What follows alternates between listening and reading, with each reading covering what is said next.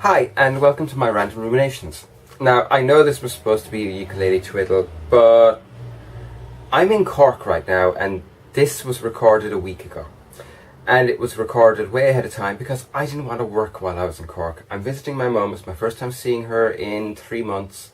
I want some time to myself and her. I'm also taking her to see Guardians of the Galaxy, so that should be interesting. So, we will have ukulele twiddle soon. We'll get to it. In the meantime, what we're going to talk about today? A movie franchise, or at least a failed one. What if I told you that once upon a time there was a movie that had the potential to launch a series of sequels that would have been truly epic? What if I said that it was a cultural touchstone?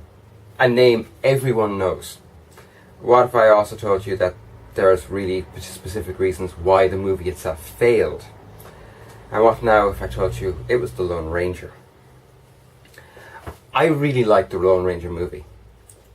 The recent one from 2010-ish. It's not a bad movie. It's a slow movie. It is plotting, and it's plotting for a few different reasons. But the primary reason is old Tonto.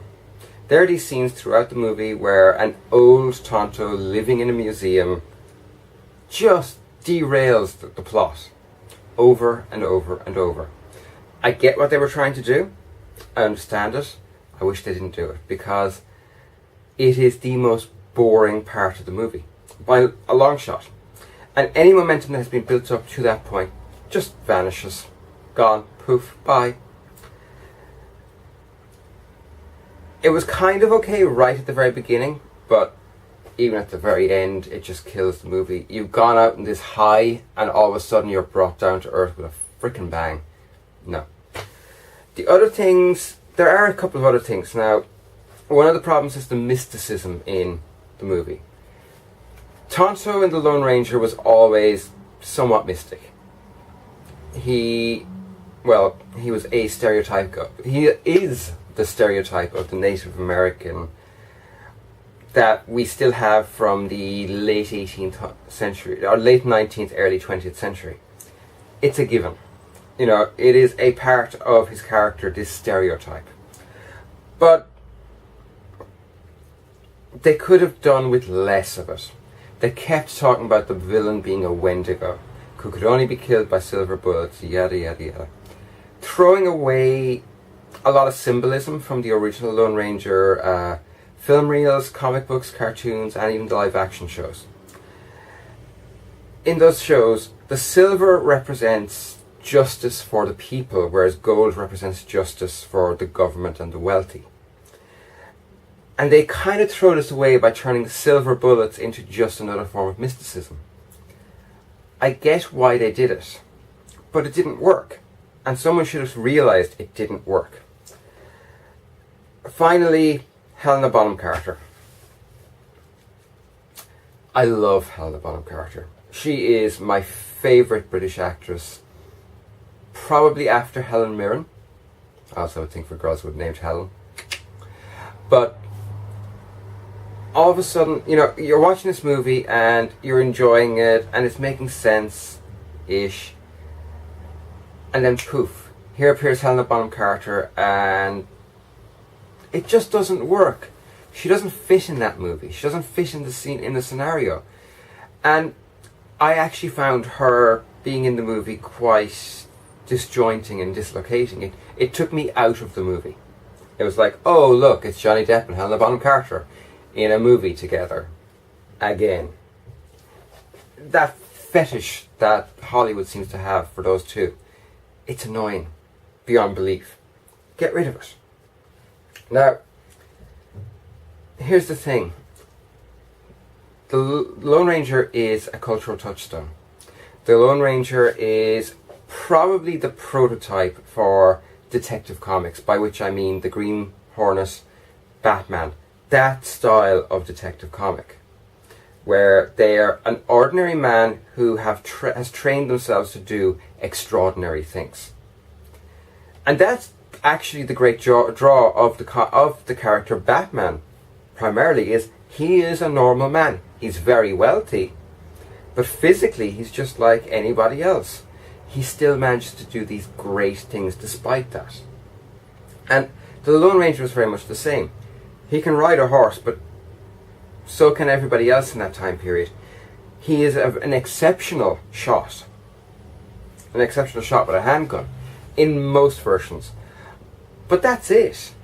And that's what makes him stand out. That and the fact that he doesn't kill. Or at least in a lot of the versions he didn't kill. Yeah. So, the Lone Ranger.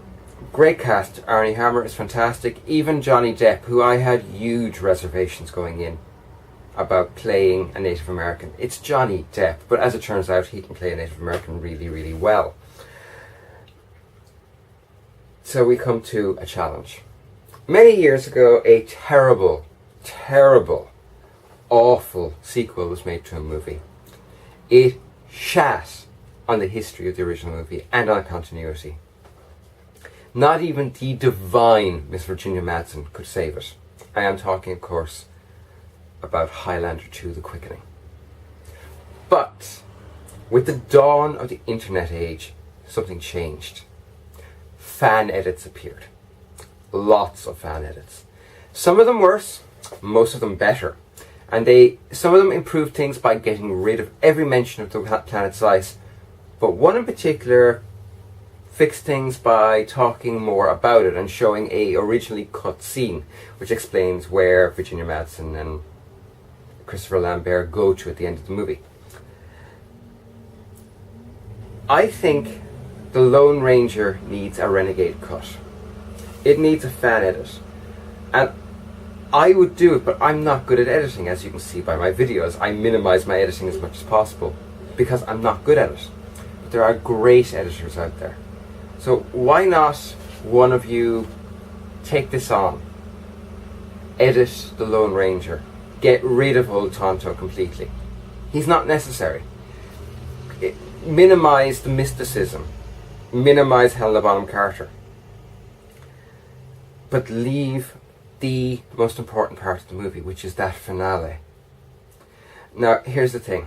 The Lone Ranger is a classic Western, by which I mean it has an establishing tragedy, it has the heroes developing their relationships and developing their conflicts, as well as picking up the materials and plot devices necessary to give a satisfying ending. And then it has a short segment at the end, which is the ending, which, as in most Westerns, in the case of the Lone Ranger, as well, is just balls to the wall action. And it's perfect action. Okay, people go, it's kind of Pirates of the Caribbean. But you know what? That's not a bad thing.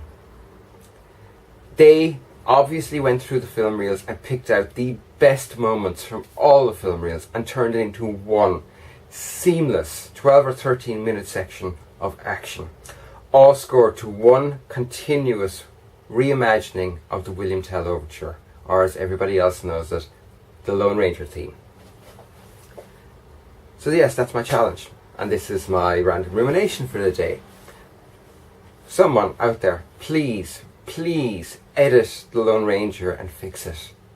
Maybe if it's fixed and people come to love it, we'll get a sequel, a good sequel, with no old Tonto, no Helena Bonham Carter, just greatness. And that's it, really. So I will be back in front of the camera on actually Monday. In the meantime, there is a Minecraft video going up on Monday. We're going live on Monday. There is another DIY video going live on Tuesday. I will be home over at the weekend, like tomorrow, day after. So I'll be able to record more Minecraft and more videos. So in the meantime, have a lovely weekend. Go see a movie. Just go see a movie. Have fun. Bye.